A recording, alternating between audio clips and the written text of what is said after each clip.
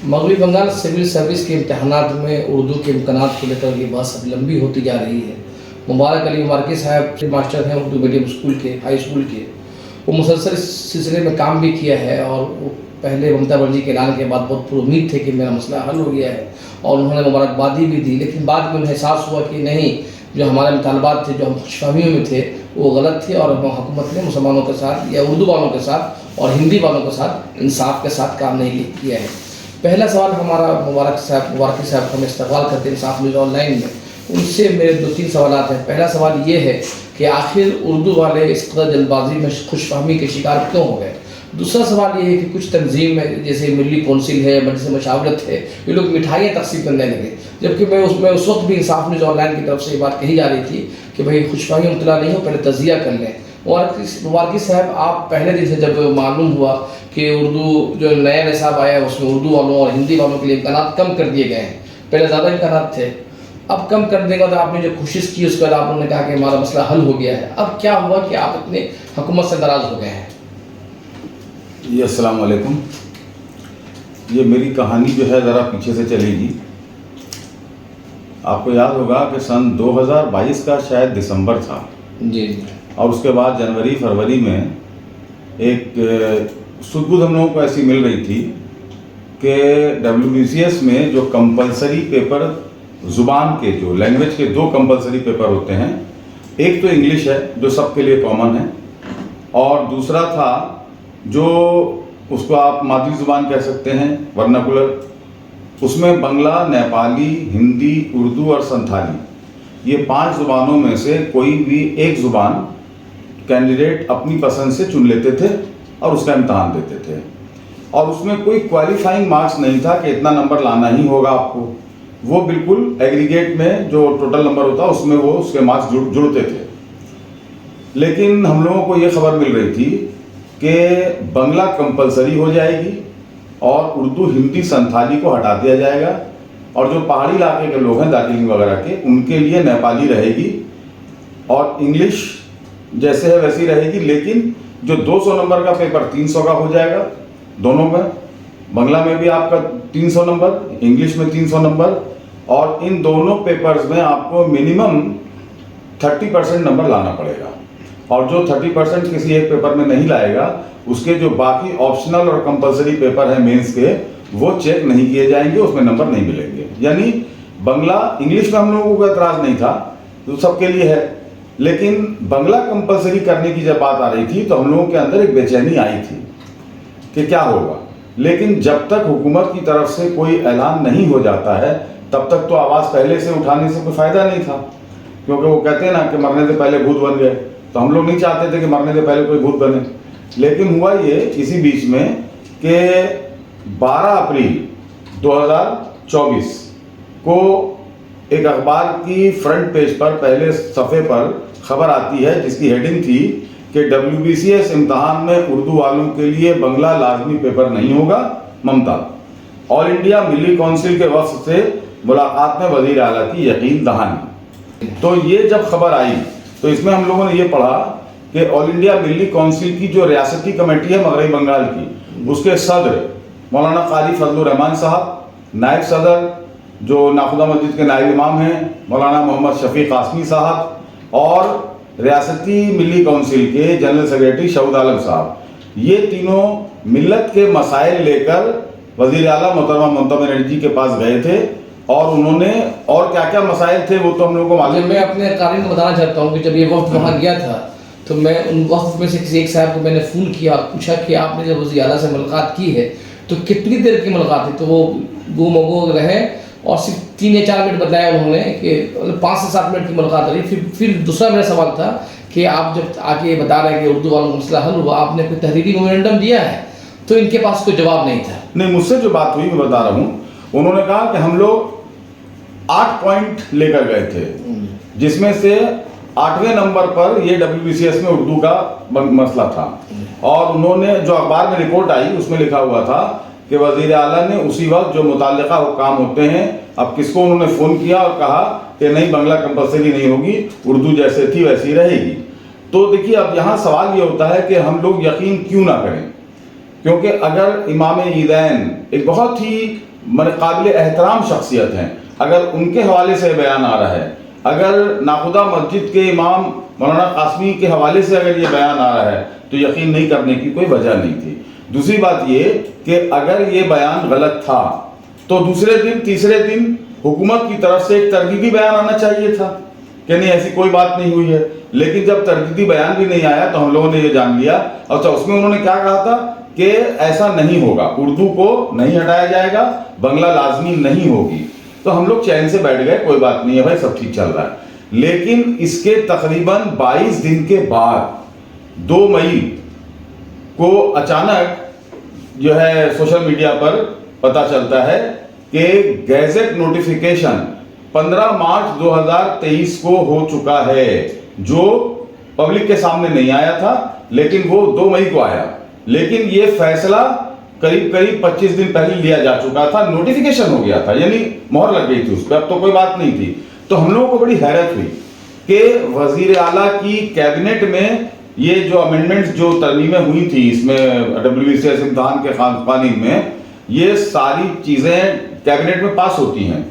तो कैबिनेट में जब पास हुआ तो जाहिर बात है वजीर आला को मालूम होगा, तो फिर वजीर आला ने ये कैसे कह दिया कि नहीं ऐसा नहीं होगा। तो उसके बाद में मैंने मिली काउंसिल के जनरल सेक्रेटरी से बात की फोन पे कि भाई अब आप लोग क्या कीजिएगा, क्योंकि आप लोगों की पोजीशन फॉल्स हो गई, लोग कह रहे हैं कि आपने गलत बयानी से काम लिया था। तो उन्होंने कहा कसमें खाने लगे कि नहीं साहब ऐसी बात नहीं है, उन्होंने जो कहा था वही हम लोगों ने बताया है। देखिए असल तो मैं जरा कंप्लीट कर लूं। तो मैंने ये कहा कि आप एक प्रेस कॉन्फ्रेंस कीजिए और अपनी पोजीशन वाज़ेह कर दीजिए कि जो बात है। उन्होंने इससे इनकार कर दिया कि हम लोग इस झगड़े में नहीं जाएंगे, यानी हम लोग बुरे नहीं बनेंगे। सीधी बात अगर कहूं तो हम लोग हुकूमत की नजर में बुरे नहीं बनना चाहते हैं, बात खत्म हो गई। तब फिर उसके बाद मैंने पहले, क्योंकि मैं किसी ऑर्गेनाइजेशन से, किसी इदारे से, तंजीम से जुड़ा हुआ नहीं हूं, तो मैंने बिल्कुल इनफरादी तौर पर एक तहरीक शुरू की थी। वो आप लोग भी जानते हैं कि मैंने एक दस्तखती मुहिम शुरू करवाई थी और बच्चों की तरफ से, उम्मीदवारों की तरफ से वजीर आला को मैंने खत भिजवाए थे। जगह जगह घूम के मैंने ये मीटिंगें की, माइक में भी कहा, वैसे भी कहा, रास्ते पे मैंने मीटिंगें की। उसके बाद में अंजुमन तरक्की उर्दू और भी कुछ लोग आए, बहरहाल ये चलता रहा। अचानक 11 जनवरी 2024 को नवन्नो में मोहतरमा ममता बनर्जी वजीर आला एक प्रेस कॉन्फ्रेंस करती हैं और करने के बाद उन्होंने ये ऐलान किया कि उर्दू जो है, उर्दू, हिंदी और संथाली, ये 3 जुबानें हटा दी गई थी और उन्होंने ये ऐलान किया कि ये तीनों जुबानों को दोबारा एक मिनट शामिल कर दिया गया है। तो हम लोग यहाँ फिर इतना, अब वजीर आला अगर कह रही हैं, उन्होंने कहा था कि कोरा होलो, इंक्लूड कोरा होलो, उन्होंने ये नहीं वादा नहीं किया था, उन्होंने ये ऐलान किया था कि उर्दू, हिंदी और संथाली को दोबारा WBCS के इम्तिहान में शामिल कर दिया गया है। तो फिर हम लोग इत्मीनान से बैठ गए। आप बोलिए, आप क्या बोल रहे थे? मेरा कहना ये था कि उस वक्त में वज़ीर आला की जो प्रेस कॉन्फ्रेंस हुई थी तो 4 से 5 सेकंड की बात थी, उसमें कहा कि WBCS इम्तिहान में उर्दू शामिल है। अगर आप वज़ीर आला की बात को गौर से देखिएगा तो ये उनका इशारा था कि जो एक्स्ट्रा 2 पेपर उर्दू का है वो बाकी है। हम लोग उर्दू वालों की परेशानी क्या है कि हम लोग छोटी सी बात में तू ही नादा चंद कलियों पे कनात कर गया, वो वाला शेर के हम लोग मुस्तहिक हैं कि हमने देखा ही नहीं था कि ममता बनर्जी क्या बोल रही है। ममता बनर्जी बता रही थी कि उर्दू शामिल है, वाकई शामिल है, 2 एक्स्ट्रा पेपर उर्दू तो है ना। तो असल में ममता बनर्जी इस तरह इशारा कर रही थी और हम लोगों ने समझा कि हमारे साथ वो नहीं नहीं नहीं नहीं जी जी, ये बिल्कुल नहीं, आपके समझने में गलती हो रही है। आप देखिए, वीडियो मेरे पास है, चलाएंगे। मैं बता रहा हूं, मैंने 1000 बार वो वीडियो देखा है। जी जी। पहली बात ये समझिए कि उर्दू, हिंदी और संथाली, ये तीनों जुबानों को हटाया कहां से गया था? कंपलसरी पेपर से हटाया गया था, जो कंपलसरी में था। उन्होंने वहां पे ये भी कहा है कि बंगला तो रहेगी, तो उनके बगल में शायद चीफ सेक्रेटरी थे, उन्होंने कहा नेपाली, तो बोला नेपाली तो आचे, नेपाली तो पहले से है, उर्दू, हिंदी और संथाली जो है रहेगा, वो रहेगा। तो बता रहा हूँ, आप जिस तरह से कह रहे हैं अगर उस तरह से अगर आप आइएगा तो ऑप्शनल पेपर की अगर आप बात कर रहे हैं तो ऑप्शनल पेपर में उर्दू कल भी थी, आज भी है, लेकिन सिर्फ उर्दू की वहां बात नहीं है, वहां हिंदी भी है, वहां पे और भी जुबानें हैं। आप अपनी पसंद से ऑप्शनल पेपर में हिंदुस्तान की जो जितनी शेड्यूल में जुबानें हैं आप कोई भी एक पेपर ले सकते हैं, वहां क्लियर है, जहां से हटा था वहीं से आएगा, वहीं आएगा ना। तो ये तो कोई बात नहीं, मुझे जहां तक मालूम है नहीं, ये बंगला पोको एक ऑर्गेनाइजेशन है। हाँ, बंगला पोको एक ऑर्गेनाइजेशन है जो महाराष्ट्र की तरह और दीगर रियासतों में जहाँ पर इलाकाई ज़बानों को नाफिज करने की कोशिश, उस तरह की यहाँ बंगला पोको एक तरीका चलाती है कि हर चीज़ बंगला आना चाहिए। बंगला पक्ष के जो लोग हैं वो ममता बनर्जी के ज़्यादा करीबी हैं, उनको ही जो ममता बनर्जी को जो चीज़ उन्होंने समझाया है वही समझाया था।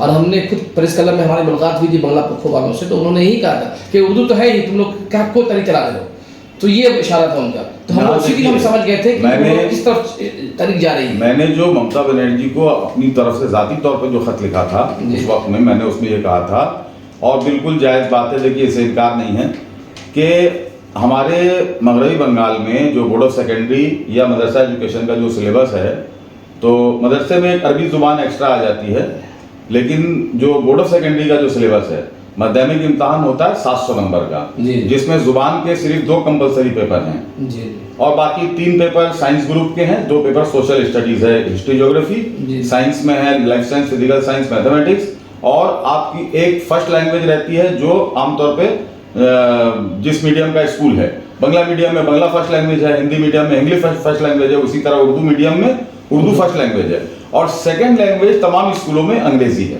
जी। तो ये 2 जुबानें हमारे बच्चे पढ़ के माध्यमिक तक आ रहे हैं। माध्यमिक पढ़ने के बाद जब जाहिर बात है कि जिसकी बांग्ला नहीं है यहाँ पे आपका माध्यमिक तक क्लास 10 तक, तो वो हायर सेकेंडरी में बांग्ला लेने का सवाल ही नहीं है, तो उसने ग्रेजुएशन में भी नहीं लिया, कुछ नहीं हुआ। ग्रेजुएशन करने के बाद वो जब पहुंच रहा है WBCS का इम्तहान देने, अचानक उससे कहा जा रहा है, अभी जो पोजीशन है 300 नंबर का बांग्ला, कि आपको प्रेसी राइटिंग करना है, आपको लेटर राइटिंग करना है, कॉम्प्रीहेंशन करना है, रिपोर्ट तैयार करनी है, और उसमें आपको 30 नंबर लाना है, 90 नंबर, हाँ 30%, 30%, 300 में 90 नंबर लाना है। ये नामुमकिन बात है। तो इसलिए मैंने ये कहा था कि आप पहले हमको बांग्ला पढ़ाइए, हम बांग्ला के खिलाफ नहीं है, हम लोग तो बांग्ला से प्यार करते हैं, बहुत अच्छी जुबान है, और हम लोग बंगाल में रहते हैं, हम लोग को पढ़ना चाहिए, हम लोग चाहते हैं पढ़ना, तो आप पढ़ाइए हमारे स्कूलों में, आप बांग्ला को कंपलसरी कीजिए। अगर 1 से नहीं कर सकते हैं तो क्लास 5 से कर दीजिए, माध्यमिक में जो 800 नंबर कर दीजिए, 700 की जगह 3 लैंग्वेज कर दीजिए, और उसके बाद में 6 साल का हम लोगों को वक्त दीजिए। जैसे कि मान लीजिए उस समय 23 में कहा था कि 24 से आप बांग्ला को कंपलसरी कीजिए क्लास 5 में, फिर 6, 7, 8, इस तरह से 6 साल लगेगा एक बच्चे को 5 से लेकर 10 तक जाने में। बाकी जो बच्चे आएंगे वो ऑटोमेटिक बांग्ला पढ़ते हुए आएंगे, और उसके बाद आप मुकाबला कराइए, क्योंकि जिसको कहते हैं कि इवन प्लेइंग फील्ड होना चाहिए, जो हमारा मैदान है वो सबके लिए बराबर हो। तो एक को उबड़ खाबड़ दीजिएगा, आप जो तजवीज़ जो पेश कर रहे हैं ना, उससे प्रॉब्लम क्या हो रहा है? प्रॉब्लम 2 चीज़ का है। एक तो कि आर्टिकल 13 में हर जुबान के पढ़ने वालों को राइट दिया गया है, ये जो लाजमी कर दिया गया उससे उस राइट का डिनाई है, इनकार है। दूसरा लोगों का जो एतराज़ है, जो मैंने मेरे पिछले शो में भी लोगों ने कहा कि आप बराबर का फील नहीं दे रहे, जो आप भी बोल रहे हैं कि अगर लाजमी कर दीजिएगा तो जितना भी गैर बंगाली उर्दू बांग्ला सीखे उस पोजीशन पर नहीं जा पाएगा। खुद बंगालियों का कहना भी है कि जो बच्चे जिनकी फर्स्ट लैंग्वेज अंग्रेजी थी उनके लिए मुश्किल हो जाएगा। बंगाली हैं लेकिन उनके अगर उन्होंने बांग्ला बाहर कलकत्ते से बाहर पढ़ा है, वो तो बांग्ला इंग्लिश और हिंदी पढ़ा है, बांग्ला नहीं पढ़ा, बंगाली हैं, उनको भी दिक्कत हो जाएगी। लेकिन मेरा जो सवाल असल आपसे ये है कि जो मिसगाइड हुआ बीच में, आप भी जैसे पढ़े लिखे लोग, आप भी इन अखबार बशीर की रिपोर्टिंग से, मिली काउंसिल के लोगों की और मिठाई तकसीम करने का जो मंजर हमने देखा, क्या ऐसे लोगों को माफ़ी नहीं मांगनी चाहिए कि उन्होंने पूरी उर्दू बिरादरी को धोखा में दिया? जी, अब मैं आता हूँ वहाँ भी। जी, ऐसा है कि जिस दिन ममता बनर्जी ने 11 जनवरी 2023 की बात कर रहा है, 2024 की बात कर रहा हूँ मैं, जिस दिन ममता बनर्जी का ये ऐलान आया कि उर्दू, हिंदी और संताली को फिर से शामिल कर लिया गया है, तो उसी दिन 11 जनवरी को ही शाम को मिली काउंसिल ने प्रेस कॉन्फ्रेंस की जी। और मैं नहीं लेना चाह रहा था नाम किसी दूसरी ऑर्गेनाइजेशन का यहाँ पे, लेकिन अगर बात उठी है तो फिर बताना ही पड़ेगा कि उन्होंने उसी दिन मिली कॉन्फ्रेंस ने प्रेस कॉन्फ्रेंस की, और वहाँ पे उन्होंने ये कहा कि हम लोगों ने कल मेयर फरहाद हकीम से मुलाकात की थी और उनको ये मसला बताया था, और उन्होंने कहा था कि ठीक है हम दीदी से बात कर रहे हैं, और देखिए कल उनसे बात हुई और आज दीदी का यह ऐलान आ गया, और उन्होंने ये पूरा क्रेडिट ले लिया, यानी अपनी पीठ थपथपाना शुरू कर दिया। दूसरे दिन अंजुमन तरक्की उर्दू हिंद की जो मगरबी बंगाल शाख है, इन लोगों ने प्रेस कॉन्फ्रेंस की और इन लोगों ने कहा कि साहब हमने बहुत कोशिश की है, और हमने 8 तारीख को उनको लेटर लिखा था, और देखिए 11 तारीख को ये ऑर्डर आ गया और शुक्रिया अदा कर दिया गया।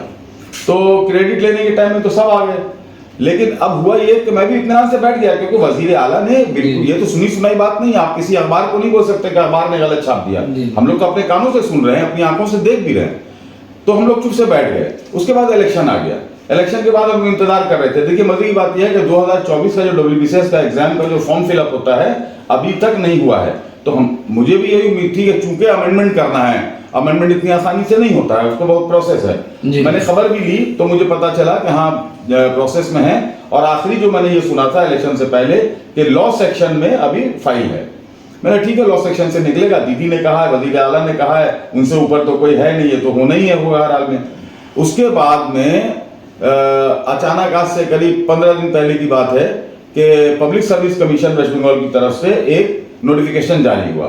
उसमें ये कहा गया कि 2024 का जो इम्तिहान है वो पुराने सिलेबस से होगा, लेकिन 2025 से नया सिलेबस लागू होगा, जिसमें उन्होंने ये कहा कि the new pattern and syllabi for the SET examination as laid down under notification number so and so dated 15/3/23 and its subsequent amendments in terms of notification number so and so dated 24/7/24 shall come into effect on and from the West Bengal। अच्छा, तो इन्होंने कहा कि ये दो amendment, एक amendment तो हम लोग के सामने था 2023 का 15 मार्च का, इन्होंने कहा कि एक और अमेंडमेंट हुआ है जो 24 जुलाई 2024 को हुआ है, और ये दोनों अमेंडमेंट के मुताबिक ही सिलेबस और पैटर्न बनाया 25 साल। तो अब चूंकि ममता बनर्जी ने कह दिया था कि हम ये शामिल कर रहे हैं, तो हम लोगों को पूरा यही लगा कि भाई, उसके अलावा मैंने अपना नाम नहीं लूंगा, कुछ एक आध ऑफिसर से मैंने बात की तो उन्होंने कहा अरे आप क्या समझ रहे हैं, हम लोग खुद से बैठे हुए हैं, हम लोग भी उर्दू की फिक्र है, हम लोग भी बहुत बातचीत कर रहे हैं और वो सब हो गया है, बस वो गैजेट निकल गया है, अभी मिल नहीं रहा है। लेकिन खुशियां तो मना ली क्योंकि जब दीदी ने कहा था और अमेंडमेंट का जिक्र हो गया, लेकिन मुझे एक मैंने जिसको कहते हैं कि शुबा था कि कहीं ना कहीं कुछ गड़बड़ जरूर है, या आखिर मिल क्यों नहीं रहा है। बहुत वेबसाइट मैंने गवर्नमेंट के तलाश किए, जो उनका PAR जिसको बोलते हैं पार सेक्शन, उसको देखा कहीं नहीं मिला। आखिरकार एक दोस्त मेरे थे, उनसे मुझे जो है मैंने उनको कहा ऐसी बात है, नंबर भेजा, तो उन्होंने मुझे ये नोटिफिकेशन भेजा जो अमेंडमेंट हुआ था 24 जुलाई को। वो जब मैंने देखा तो वहां देखा कि इसका जो ग्रुप A जो पेपर का है, जिसमें बंगाली और नेपाली था, और जहां पे हिंदी उर्दू संताली को शामिल करने की बात थी, वहां पे कोई इसका जिक्र ही नहीं है। तो मैं समझ गया कि धोखा हो गया। तो देखिए धोखा दो बार हुआ, एक बार 11 अप्रैल 2023 को धोखा हुआ, वजीर आला ने कहा कि हम कर दे, ये होगा नहीं, जबकि 25 दिन पहले हो चुका था। दूसरा धोखा ये हुआ कि 11 जनवरी को वो कह रही हैं कि उर्दू हिंदी और इसको शामिल कर दिया गया है। उन्होंने ये उनके देखिएगा, उन्होंने ये नहीं कहा था कोरे दो वो या कोरा हो गए, उन्होंने कहा कोरा हो लो, यानी शामिल कर दिया गया। तो फिर धोखा हुआ। तो उसके बाद फिर मैंने फेसबुक वगैरह पे उस पे जो है फिर मैंने अपनी तहरीक शुरू की है। तो मैंने दिल्ली काउंसिल को और अंजुमन तरक्की उर्दू से मैंने ये दरखास्त की है कि जिस तरह आप लोगों ने खुशी मनाई थी फौरन, जो आपने अभी जिक्र किया कि मिठाई भी बढ़ गई, तो जिस तरह आपने सेम डे जिस दिन ममता बनर्जी ऐलान कर रही है कि हाँ हमने कर दिया, और आपने उसी दिन प्रेस कॉन्फ्रेंस की खुशी में, और फिर दूसरे दिन अंजुमन तरक्की उर्दू ने की, तो अब आप प्रेस कॉन्फ्रेंस क्यों नहीं कर रहे हैं? आप प्रेस कॉन्फ्रेंस कीजिए और आपका क्या जो मौक़िफ़ है उसको बताइए कि साहब हमसे क्या बात हुई और उन्होंने क्या कहा, अब हम लोग क्या करेंगे।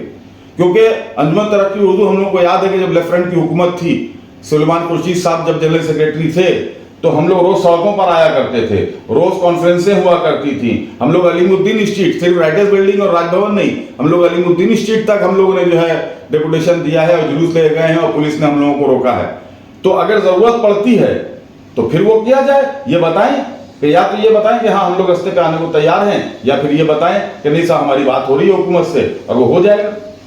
बहुत बहुत शुक्रिया, आपने बहुत वजाहत के साथ अपनी बात रखी है और आपने जो बातें की। दरअसल मैं कहना चाहता हूँ कि जो हमारी जो मिली ऑर्गेनाइजेशन है, ये दरअसल अपने मफादात और अपने वज़ीर आला की कुर्बत के ज़्यादा मुतमन्नी है बनिस्बत कौम के, और ये हमारे सामने इसका तजर्बा कई मरतबा आया। मिली अलमी कॉलेज वाले ज़माने में भी इस तरह के तजर्बा सामने आए और उर्दू को लेकर भी हुआ। और अभी गुज़श्ता साल जो क़ारी शफीक की क़यादत में एमा का जो कॉन्फ्रेंस हुआ था, उस कॉन्फ्रेंस में वज़ीर आला शरीक हुई, और अफसोसनाक बात ये थी कि वज़ीर आला के सामने तहरीरी तौर पर कोई एजेंडा पेश नहीं किया गया। इसका मतलब ये है कि वज़ीर आला से ज़्यादा मुझे जो लगता है ये मुस्लिम जो ऑर्गेनाइजेशन है, जो वफादात की शिकार है, चाहे वो क़ारी रहमान हो, चाहे वो क़ारी शफीक हो, चाहे वो सऊद आलम हो, इन तमाम लोगों के किरदार को हमने माज़ी में भी देखा है कि ये लोग लेफ्ट गवर्नमेंट के दौर में किस तरह से काम करते थे, आप किस तरह से काम कर रहे हैं, जो जहाँ सरकार होती है जिस तरह भी होता है, ये लोग दरअसल सरकारी मुसलमान बन गए हुए हैं। यही वजह है कि WBCS में उर्दू वालों के मसाइल का बहुत मुस्तकबिल को नुकसान पहुंचा है। मुबारक साहब, आखिरी सवाल आपसे ये है कि आपके जो आमतौर पे जो आप अपनी तरफ से कोशिश करते हैं, तो उसका जाहिर बात है इंफरादी कोशिश का नतीजा बहुत कम निकलता है। तो क्या इस इतने अहम सवाल पे हमने गुज़िश्ता डिबेट में हमको लोगों ने बताया कि सिर्फ WBCS का सवाल नहीं है, इसका असर नीचे तक जाएगा, क्योंकि दरवाजे सरकारी नौकरी के दरवाजे पहले से बंद है, मुसलमानों पे हो गए हैं। मुसलमानों पर क्या आमतौर पर नौकरियाँ कम हो गई हैं, सरकारी नौकरियाँ, तो उसके लिए उर्दू वालों को किस तरह से आगे बढ़ना चाहिए? देखिए, जो आपने बहुत अच्छी बात कही है कि सिर्फ WBCS की बात नहीं है। यहाँ पे मामला ऐसा है कि इससे पहले जब मैं तहरीक चला रहा था तो मैंने बहुत सी मीटिंगें की हैं, रास्ते पर बाकायदा माइक लगा के सड़क पे मीटिंगें की हैं, और मैंने वहाँ ये बताया था कि ये मामला सिर्फ WBCS का नहीं है, बल्कि ये समझिए कि कांस्टेबल का एक एग्ज़ाम हुआ, और कांस्टेबल के एग्ज़ाम में वहाँ तो मल्टीपल चॉइस OMR शीट मिलता है जी, 4 में से 1 में निशान लगाना है। इंग्लिश और बंगला में उसके सवालनामे आते थे, लेकिन वहाँ इंग्लिश का जो सवालनामा बंद कर दिया गया और सिर्फ बंगला में अब सवाल आ रहे हैं। क्यों? कि जो बंगला मीडियम से जो लोग नहीं आए हैं वो इंग्लिश मीडियम का इंग्लिश का जो क्वेश्चन होता था उसको पढ़ के जवाब दे देते थे, उर्दू मीडियम वाले, हिंदी मीडियम वाले। लेकिन अब जब हमारे बच्चे जा रहे हैं, और मैंने जैसा पहले बताया कि चूंकि स्कूल में बंगला नहीं है, तो इसलिए वो बेचारे तो पढ़ नहीं पा रहे हैं। जब पढ़ नहीं पाएंगे बंगला में तो जवाब कहाँ से देंगे? तो अब आप ये सोचिए कि इस पुलिस के अंदर जो सबसे निचले दर्जे का पोस्ट है वो कांस्टेबल है, तो अब हमारे बच्चों के ऊपर कांस्टेबल का दरवाज़ा भी बंद कर दिया गया है। DSP तो आप बन ही नहीं सकते, क्योंकि वहाँ पे बंगला कंपलसरी हो गई, आपको बंगला अगर नहीं आती है तो आप नहीं जा सकते हैं। इसी तरह से कोऑपरेटिव का एक निकला था, ये एडवर्टाइजमेंट निकला था नौकरी के लिए, वहाँ भी ये शर्त लगाई गई थी कि जिसका बंगला सब्जेक्ट था माध्यमिक में या हायर सेकेंडरी में, एकदम यही क्लियर था कि जिसने बंगला सब्जेक्ट लिया था उसी, आप बताइए उर्दू मीडियम वाले का बंगला कहाँ से आएगा? जाहिर बात है, first language Urdu, second language English, Bangla नहीं है तो आप वहीं काट दे रहे हैं। खैर उसको तो किसी तरह से रुकवा दिया गया था। तो ये हालात हैं। अब यहाँ जो इससे पहले आपने जो कहा, नाम ले लेके आपने कहा, मैं किसी की जाति उस पर मैं जाना नहीं चाहता हूँ, वो दुनिया देख रही है कौन क्या कर रहा नहीं कर रहा है। और देखिए, मैं आपको भी मालूम ही है कि मैं खुद तृणमूल कांग्रेस करता हूँ, और इलेक्शन के टाइम में गला फाड़ता हूँ, पूरे बंगाल में घूम घूम के माइक में चिल्लाता हूँ कि ममता बनर्जी की पार्टी को वोट दीजिए।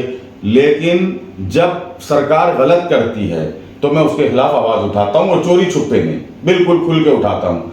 लेकिन उसके बाद भी आज तक तो मुझे किसी बड़े नेता ने नहीं कहा कि आप जो है ये सब मत कीजिए, क्योंकि मेरा ये कहना है कि अगर आप पार्टी के सच्चे हमदर्द हैं, अगर आप सरकार के सच्चे दोस्त हैं, तो उनकी गलतियों की निशानदही करके उनको बताइए कि आप ये गलत रास्ते पे जा रहे हैं, इसको आप सुधारिए। लेकिन ये लोग क्या करते हैं कि वो बजाय इसके कि वो गलती बताएं जाके, वो जब गलत करती है सरकार तो चुप हो जाते हैं, और कहीं जरा सा कुछ अच्छा कर देती है तो फिर वो खुशी से पागल हो जाते हैं। तो बहुत मैंने उसकी मदद आपका, दरअसल ये बीमारी है, और जब कौम की लीडरशिप मुफादपस्त हो जाए तो उस ऐसी कौम का कभी भला नहीं हो सकता है। तो ये सवाल हमारे कौम के आम लोगों को सोचना चाहिए कि हमारी लीडरशिप किन लोग मुफादपस्तों के हाथ में है, वो किस तरह से गुमराह करते हैं। मुबारक साहब, आपका बहुत बहुत शुक्रिया। इंसाफ ऑनलाइन आप इस तरह आप देखते रहें। बहुत बहुत शुक्रिया। बहुत शुक्रिया।